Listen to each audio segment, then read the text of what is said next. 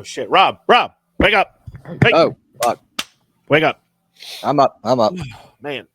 All right, who's winning Indy? Don't know. Oh, today's Thursday. Hold on, we might I'm have still missed it. sleeping. Whew. All right. I don't know about y'all, but yeah, we need something fixed about Monaco. Whew. Yeah, that's the Trying to work episode. up the kinks of Bye. that. Yeah, pretty much it. It was decided on Saturday during qualifying. The teams have found a way to make any kind of way to make the race interesting. They found a way to make it boring. So Yeah, it was more about pit management than it was the actual race. it sucks because it's a crown jewel event and it deserves better. You know, I think a lot of it is the fact that the cars are too wide, the track is too narrow. What I'm 100%. hoping is, you know, I'm giving them the benefit of the doubt this year to keep it going, but we cannot have this happen again. Like this is awful. Yeah, I think the 2-stop mandatory and 3 compounds was just laziness. Well, it wasn't that they had to use all 3 compounds. They just had to. They couldn't. No, they did. They couldn't. No, they couldn't put. Like, you had to basically have 3 tire changes or 2 tire changes. Yeah, I could have sworn that they said you had to use all 3 compounds. Well, because they had some teams go medium, hard. They had one team I think went hard, soft. Like, let me see if I can find the. But I'll pull it up on F1 TV. That's the perfect way to find it. I just, if anybody at the teams is listening, which I doubt, like, well, I mean, all the team principals were pretty much in agreement that it was not the right change that needed to be made. I mean, Horner was pretty adamant about it. He said something needs to be done, but not doing 2 stops. I mean, I give the FIA or Formula One, like, hey, you tried, Yeah. you know, but like that was just so bad. Yeah, it's there's really no words. I mean, this time I didn't fall asleep during the race, but also, was I really fully paying attention?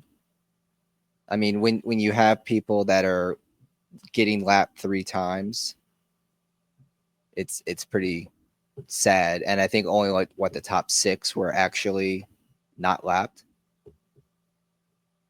I guess. I mean, yeah. It again, when your race is decided on Saturday in time trials, essentially, you have a problem. And look, there's not a lot that, you know, they can do. They're kind of stuck to the track they have because of the limitations with everything basically in here is water. You know, Right. The tunnel is right here.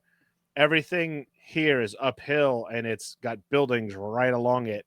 Like, you're not going to take the Monaco Grand Prix and put it somewhere else within the Principality. Like, you're stuck at that point. Yeah. I mean, you're limited by terrain, obviously, but there has to be another way to do things. I mean, next year the cars will be slightly smaller, so maybe there'll be better opportunities for overtaking. But currently, it's just for the last few years, it's been awful, and it sucks because it's such a prestigious track. It's got so much history. I mean, it's the first F1 race, wasn't it? I just want to show you the. I had a picture come up that I want to try to share if I can, if our app will allow me. Here we go. That was the tire strategy and performance for all the teams. So if you look, not all the teams use a soft. Okay, I thought you had to, so that's interesting. So it was just, I mean, if you look, you even have like Lando used three salt, like 3 fresh compounds. Then you have Charles Leclerc use 2 fresh and a used set. So, and his used set went longer. right. So, at the end of the day, it's just I get what they were going for, but I think what they had to do was you needed to kind of hold the teams, like hold their hand to be like, hey, we're gonna make you pit twice, but you have to, like Martin Brundle kept saying, I would have forced him to pit lap 20 first before lap 20, mm-hmm. after another lap. Yeah, because Merck didn't pit until the late 30s. But I still think at the end of the day, the teams would have found a way to make it boring.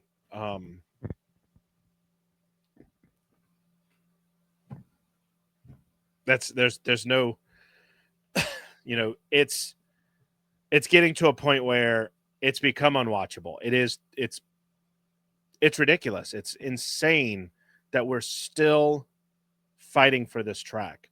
I get it. The drivers love it because you have all the parties, you have the yachts. It's unique in that way. Mm-hmm. But have it run in their rainy season or something. Like run it at night. At this point, run it at night. Like, is there enough lights to put out there? They don't have those kind of lights in Singapore all the time. True. Vegas isn't that bright on the strip. No. They have a way to do it. What about like a dusk run? I don't know. Just something. At least make it look good. Like, yeah. I don't know the fix. I'm hoping that narrower cars will promote passing opportunities, and maybe they'll have a little bit more of like, ooh, let's go for it. But other than putting them in go-karts and just letting them go at it in shifter carts, I don't know what else we can do. Not much. I think the go-kart idea from I think it was the guys from the Red Flags, that was just hilarious to me. Like, I knew he was being a smart ass, but at the same time, it's kind of brilliant. And you race the F2 guys. Yeah, like combine everybody. Put F1 Academy out there also. Like, yeah, absolutely. I wouldn't mind seeing Leah Block kick Bortoletto's ass in a go-kart. Mm-hmm. Not to throw Bortoletto under the bus. However, you are last in points, so. And there are several other ones with 0 points. It just so happens he finishes behind them. So, that brings me to my next topic about, we're not really going to get too much into Monaco, the race. Lando Norris got pole. Actually, in the last second lap, he got pole, which was, again, the most exciting part of the weekend. I mean, Gasly ran into Tsunoda. Bortoletto, yeah. Bortoletto ran into the wall, and caused a VSC. But other than that, he was still able to run. So, and Pierre Gasly, when he ran into Tsunoda, he drove it back to the paddock, which spread tire debris everywhere. As close as you are to the track in Monaco, that becomes more of a safety hazard because lap times are only in the 1 minute 10s, so you don't have much time for cleanup. I don't know if you saw how they have to remove cars from the track. They have to use cranes that are around the track. They don't get to use, the flatbeds or anything like that. So you're kind of limited on what you can do. That and the fact that he hit him right before the tunnel, which is turn 9, and there's 19 turns. So he drove that busted ass car through 10 other turns before he got to pit lane. And it was probably the most dangerous parts, or one of the most dangerous parts of the track you can do that in, because turn 12 is that quick left-hander going into the swimming pool, which you watch that camera from the outside of the exit of 14 at the swimming pool section. They are flying through there. Yeah. So, spewing debris everywhere.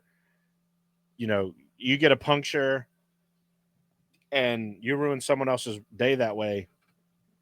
It's just, I think you said that he didn't get a penalty in race. He got reprimanded, like a fine or something like that. Yeah, the FIA just reprimanded him. which he's not the first one this season to have that happen.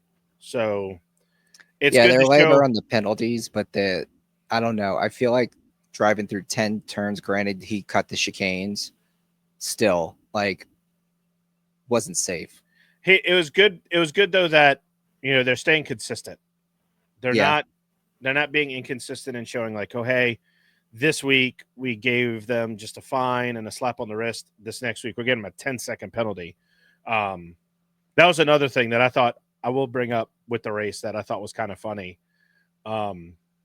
George Russell cut the 10-11 chicane, and he's like, what is it going to be, a 5-second penalty? I'll take the penalty, and just keeps going. And then the FIA goes, yep, you're getting a drive-through penalty. So that goes, and then his next thing is, I'm not going to say anything. When was the last time a drive-through penalty was given? I'm curious about them that. every so often. I don't feel like I've seen one in a long time. I think there was one. If it's egregious enough, they'll give it. I mean, when you think about it, he blew through the chicane and just said, nah, I'm good, and said it on the radio. They do give drive-through penalties. Typically. Well, I mean, his race wasn't great either. He was 13th at that point. I don't know what was going on. But again, with they finished, Kim Antonelli was 3 laps down in 18th, and George Russell finished 11th. But I think that has everything to do with Williams was backing them up into everyone else, which I don't care what anybody says. That's well within the rules. Why have 2 team cars if you're going to complain that someone's getting backed up into the cars behind? And they're taking advantage of the track itself, which we said was already boring. The cars are too big, the roads are too narrow. So if you don't like it was brilliant strategy. If you don't like it, get behind them in 9, get to where you're pushing them, and use their brakes as your brakes. Shove them through the chicane, and then just be like, "Oh, he blew the chicane." Yeah. The complaining on the radio is getting a little ridiculous in my mind. I agree. But we talked about it last week with the FIA presidency, and we'll talk a little bit about that in a second. Alex Verts, which we played his audio for something that happened in the race, he's come up with a couple fixes for Monaco to try to save it, for lack of a better term. So I'm going to pull up those here in a second. Let me make sure. Okay, I want to try to do this in order also. So his first fix is to the famous hairpin. And if I can pull it up on my screen, here we go. So what he wants to do is he wants to get rid of this curbing right here. You see how the wall just kind of goes straight right here? So he's following the wall with the track, but then he comes out past the curb for the wall and then has it rejoin right back where it is on the inside. Because this is all like square curb, hard curbing right here. Like you're not running that. The wall is over here. If I remember correctly. The other thing he wants to do is while doing that, he wants to take the outside wall, keep it where it's at, and then when it gets to the entrance to the casino's parking lot, he wants it to go straight and widen out to this wall here, which I don't know what that would fix. I don't race cars professionally. I'm picturing that in my head, and if anything, it makes whoever is right here on the inside, for those watching on YouTube, you're not going to be able to make a pass there. That, that hairpin just becomes tighter for you. And if you're on the outside, you'll have the run off the corner. So if if you're going for a dive, if like let's say this car's the inside, you go for a dive, you'll have it at the beginning, but you're not going to be able to get the run that the car on the outside can get because they don't have to they don't have to get the power down as hard. You can roll into the power, keep your position set for turn 7, and then it's a moot point at that section. Well, turn 7's a right-hander, so what I'm thinking he's doing here is to give an opportunity for overtaking by going out wide, cutting in narrow, and then making the right turn. Because here's the other problem.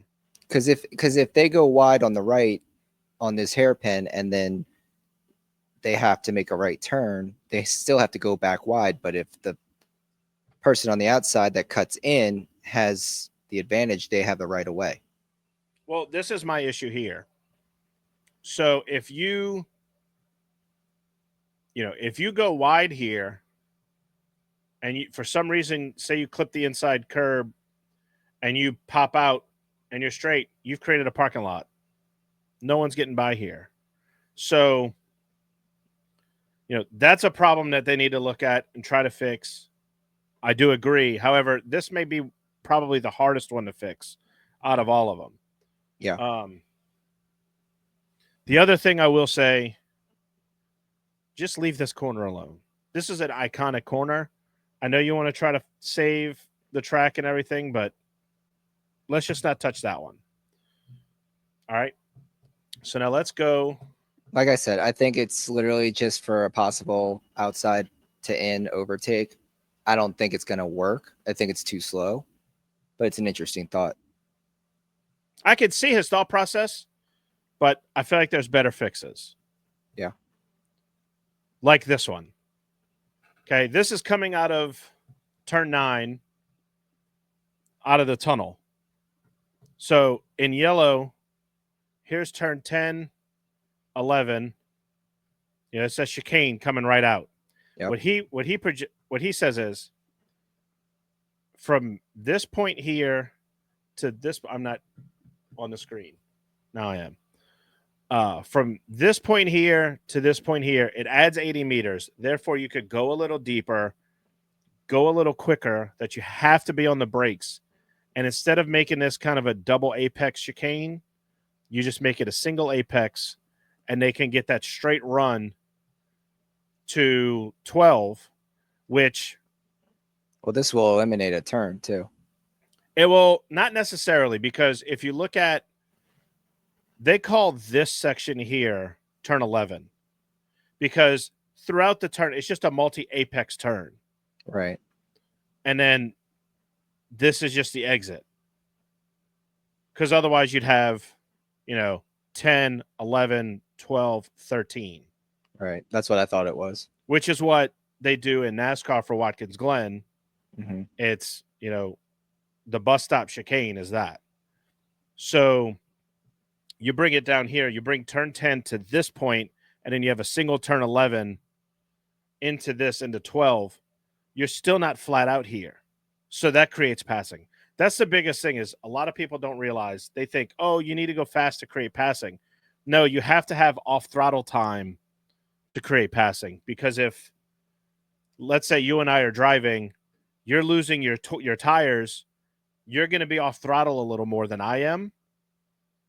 So your car is going to be falling off, or I'm going to be coming up. It's comers and goers, as they say. I'm compensating for lack of grip.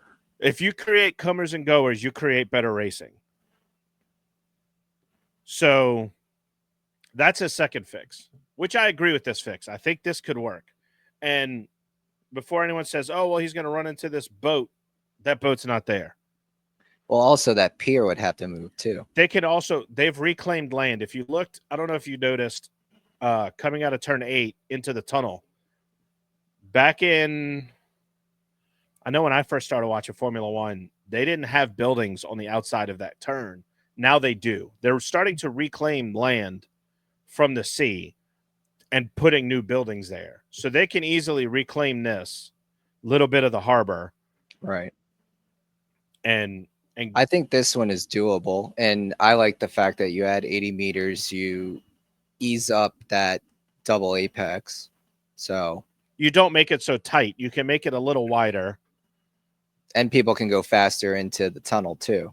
The only problem you run into, make sure my mouse is still on, is this right here is the escape road for turn 10. You now make this the escape road, which this is turn 1 right here. Mm-hmm. So you kind of make that a little more dangerous, but at the same time, I think it's a moot point when you get that far.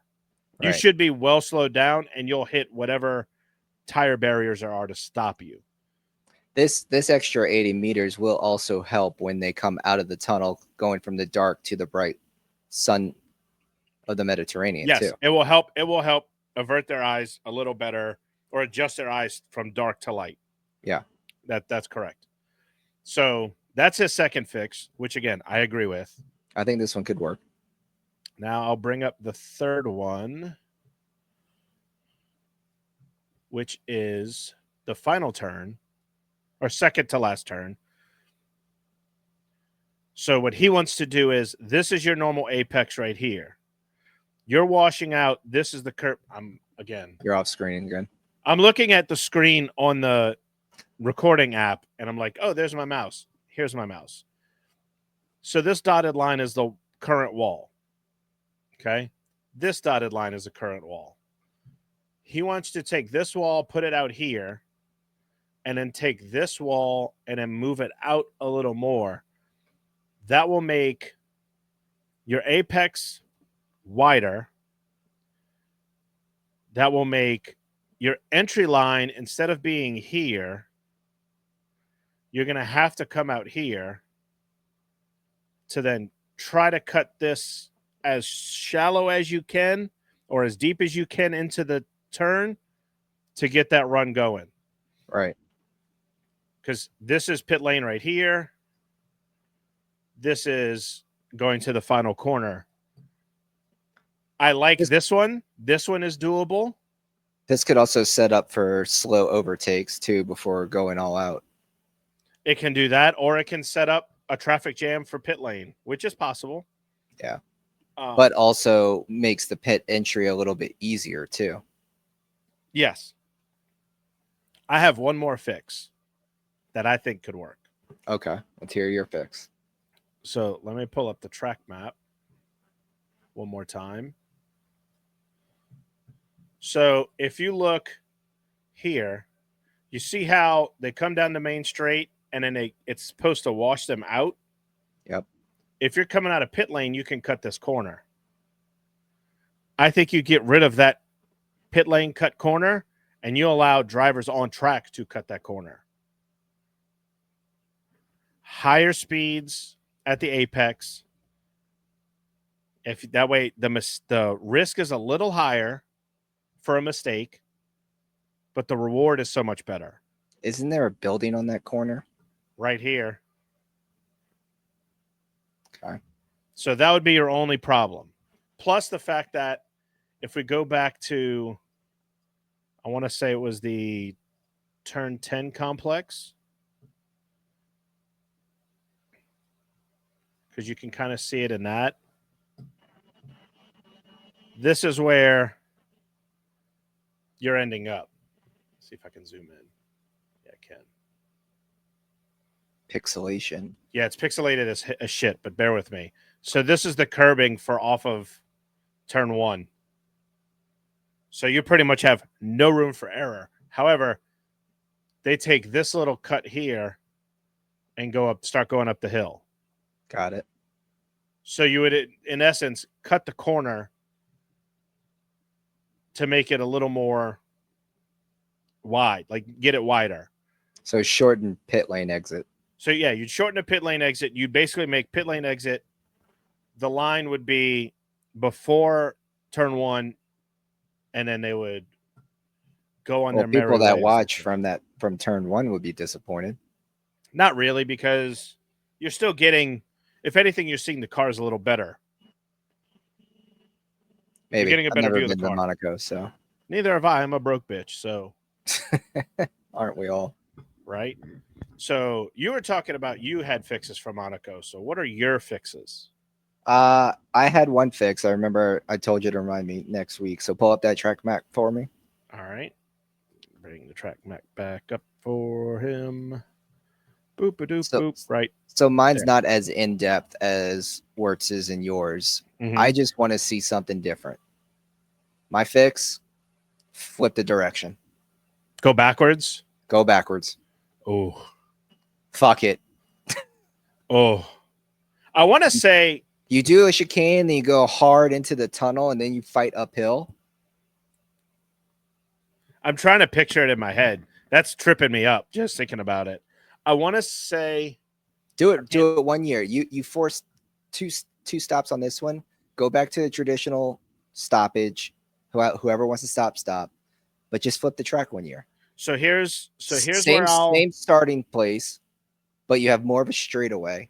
So you have more fight in that turn 19 that becomes your turn 1. And if you do Wertz's change where it comes out, you still have your runoff, and because you're going to need it because there's going to be an accident there, and that's kind of part of the fun. So part of the reason why F1 tracks don't go backwards is they're built to only go the direction they're going.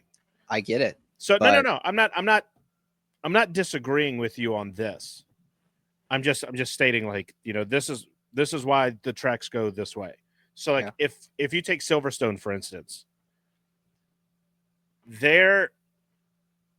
when you're coming off the corner, you notice that like the walls kind of do this.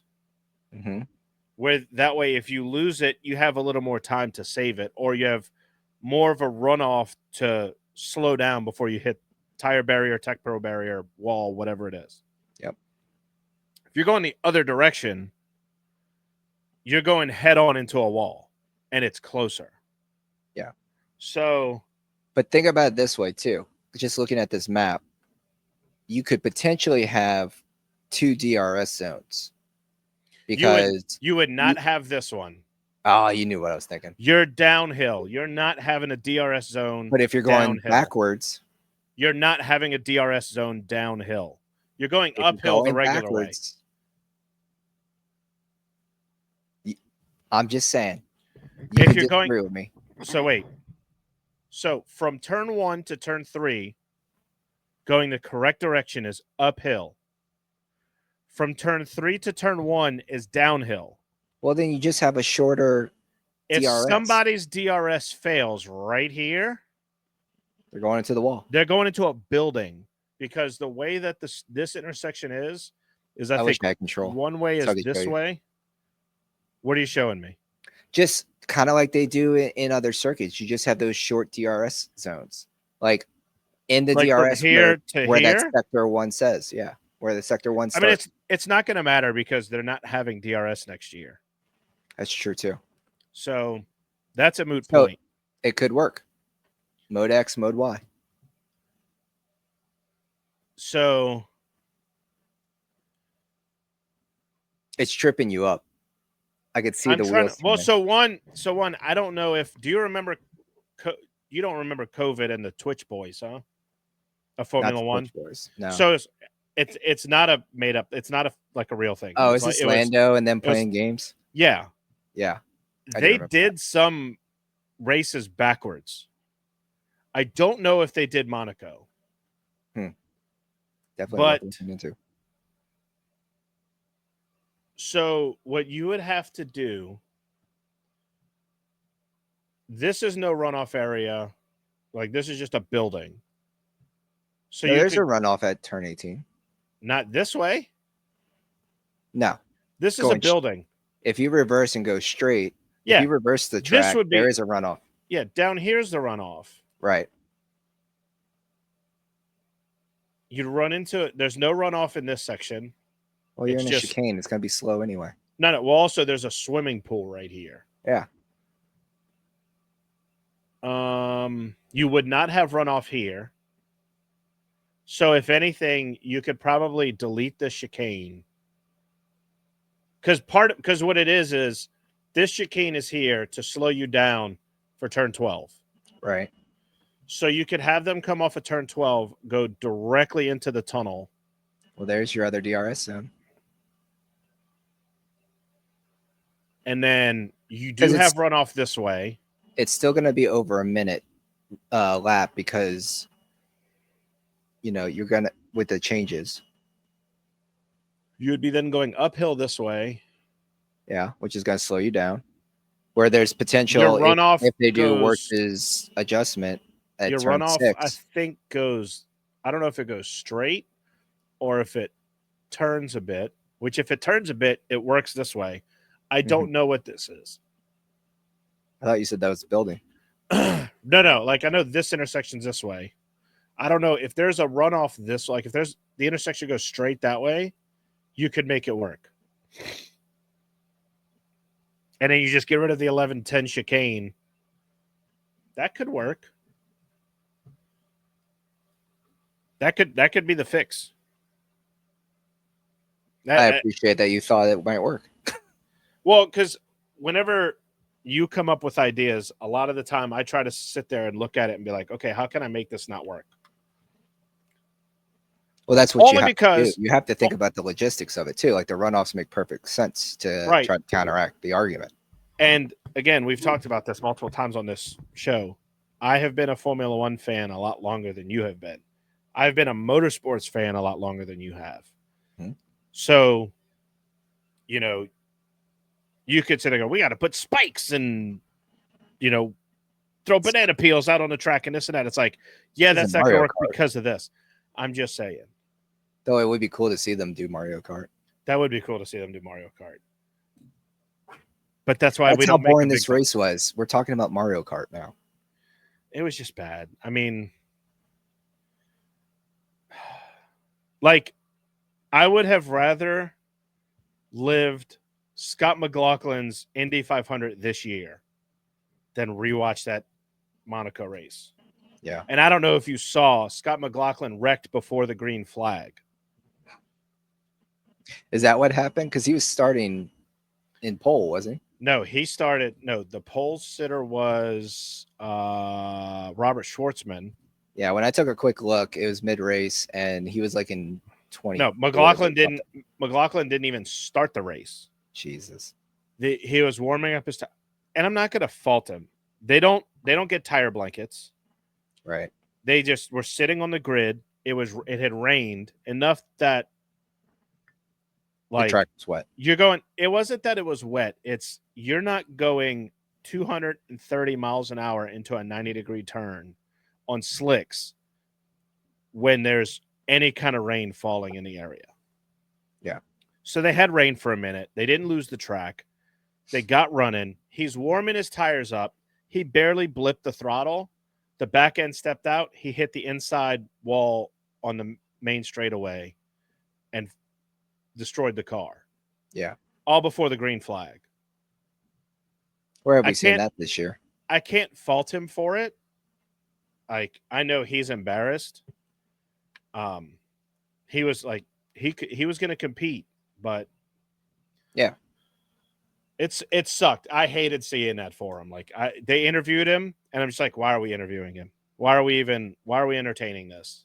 Same reason that Sky Sports interviews people when they crash out. They force them to talk to them. But at that point, like, I would have just been like, yeah, no, I'm out. We're not having this interview.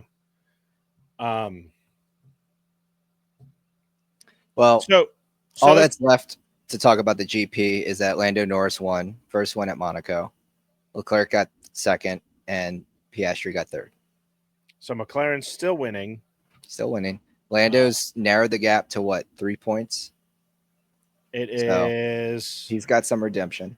Yeah, it's going to be a tight, like, he just needs to not beat himself. Like, he needs to not beat himself. His biggest number one enemy is himself. Yeah. If he can get past that, he'll be fine.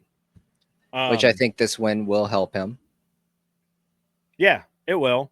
Spain's going to be a great race.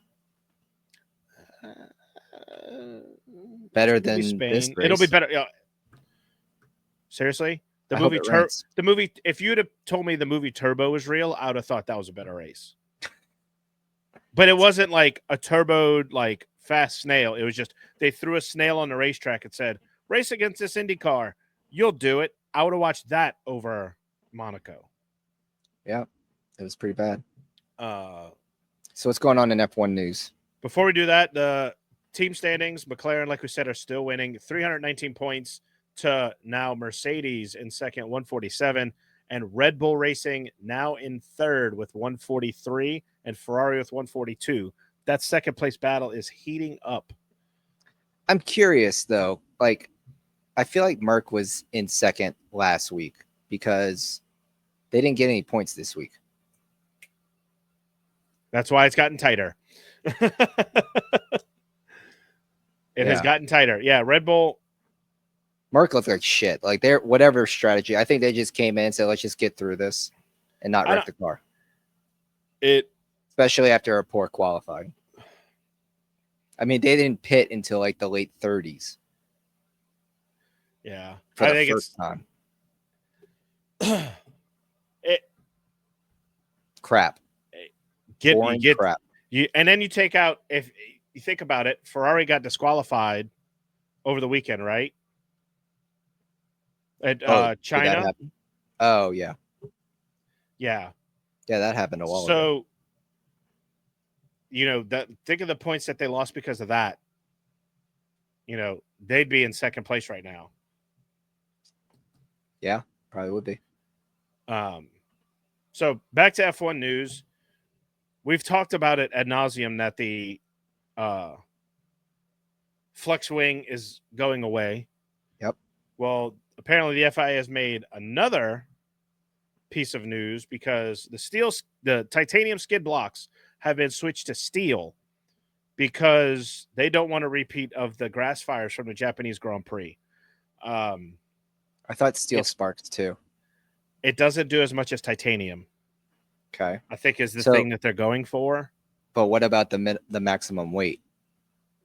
Or is it a minimum weight? If it's done to all the cars, I think they take the weight difference and they go, okay, you're adding these. They're just gonna, they give them that same allowance. Okay. For lack of a better term. I don't think this is as big of an issue as people think. I think it's just because I don't know if Spain's gotten rain lately or if it's just that dry. They got to try something because having what happened in Japan happen again is obnoxious and shouldn't be an issue. Couldn't control it, and even when they wet the grass, it still caught on fire. Well, the problem is I think they need to bring the Japanese GP to more of the rainy season in Japan. I think it also might have been just they had an unseasonably dry winter. So that's pretty much what it was. But Japan in the range historically spells disaster. Yeah. Drivers. We could say that, but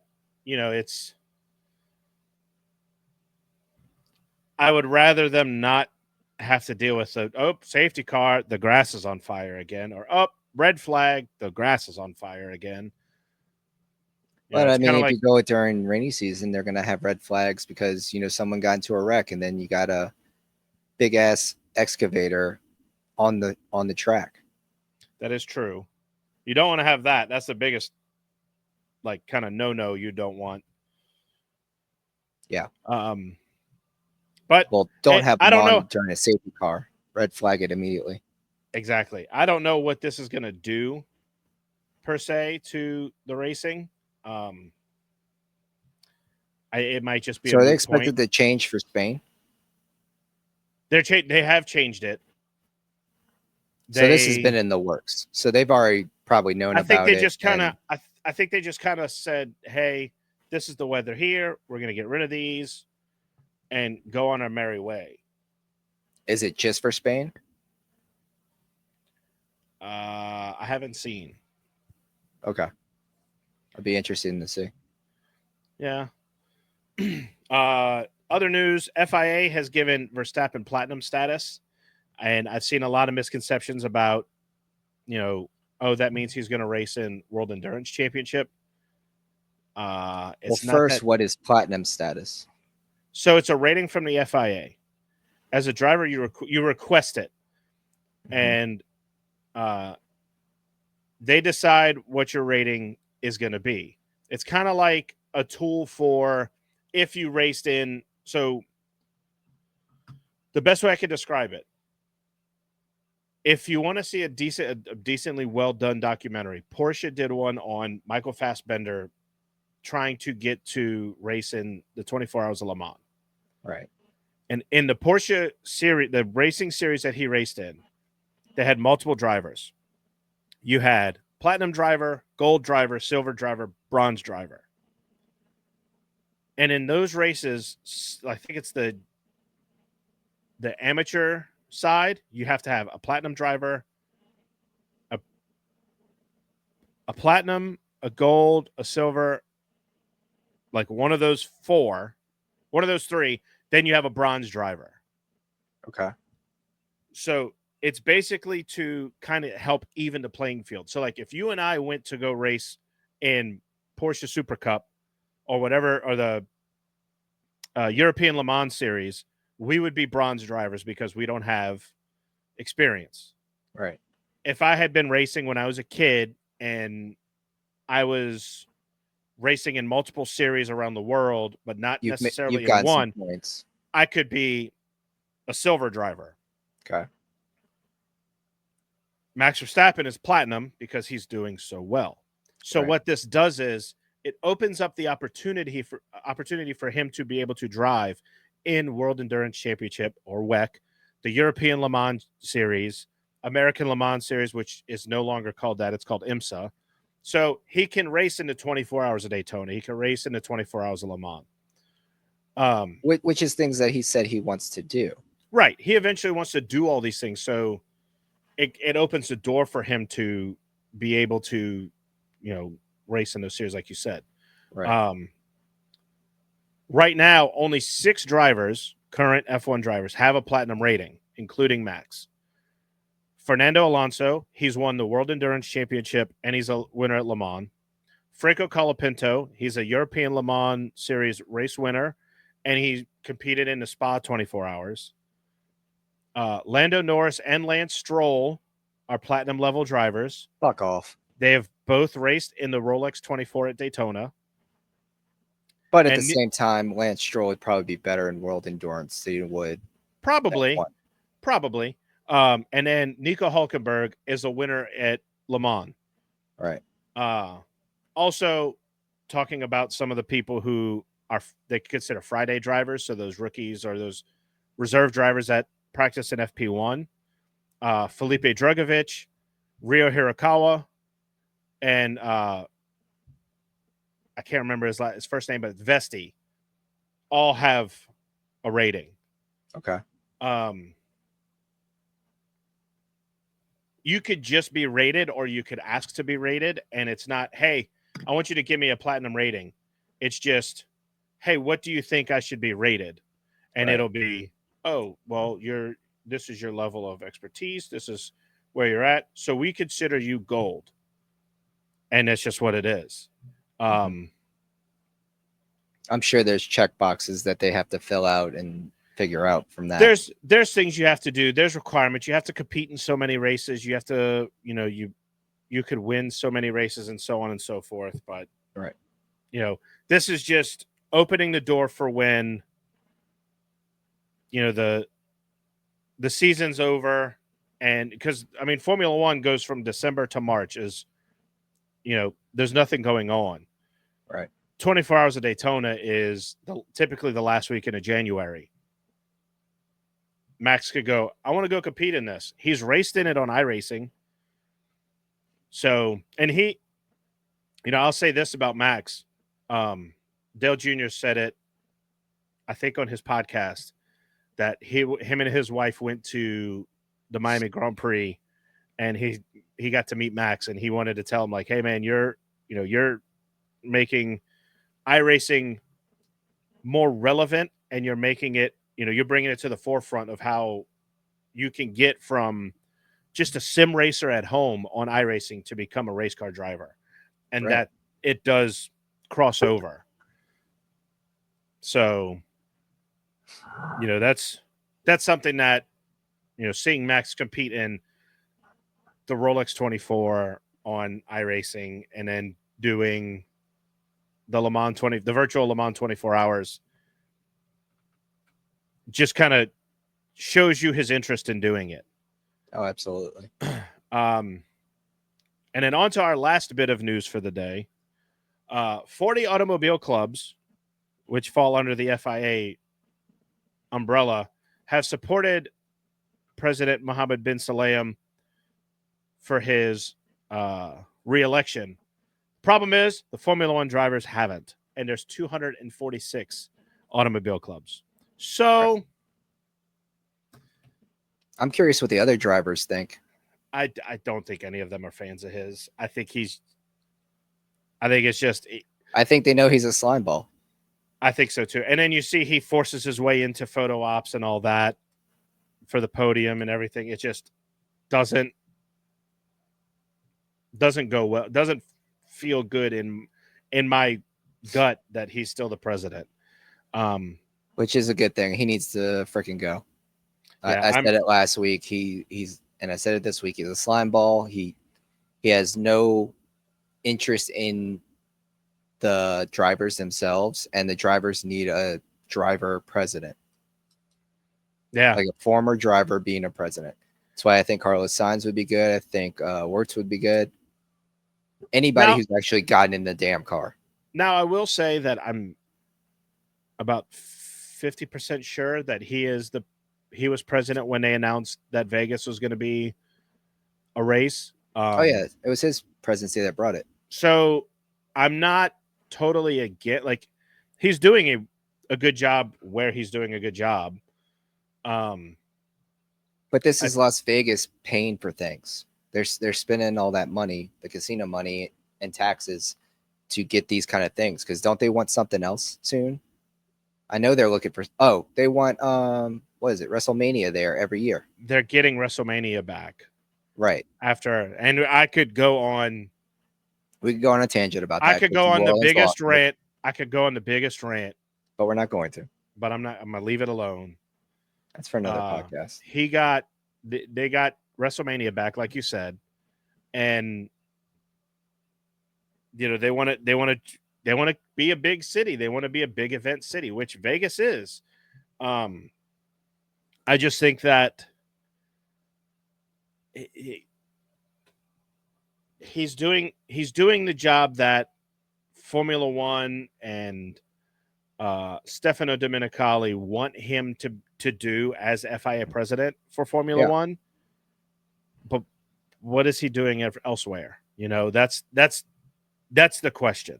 Yeah. So we'll see when the elections come up. I kind of like Alexander Wirtz as the guy, or Carlos Sainz Sr. to take over. Both of them are supportive of a race in Africa. Yes, but I'm cautiously optimistic to see what's going to happen. I'm hopeful that he gets kicked out. Someone else wins the presidency, because I'm just tired of seeing him. He just is. Every time I see him on the screen, I cringe. It's one of those things. You can't win them all, I guess. Yeah. So, it's like, if you've noticed, I think this happened last year a few times. Sky Sports has to literally practically pull Dominicano by the arm just to get a 10-second interview with him. Like, he doesn't want to be on the screen. He just wants to do his job and, focus on F1. And then when it's done, it's done. He wants to move on. He doesn't want to be interviewed. He doesn't want to be in the limelight. He knows it's about the racers, not about him. Yeah. But I'm still dumbfounded at how bad Monaco was. Like, I'm still going back to that. So bad. We're only 50 minutes in, and we're like, we got nothing left to talk about.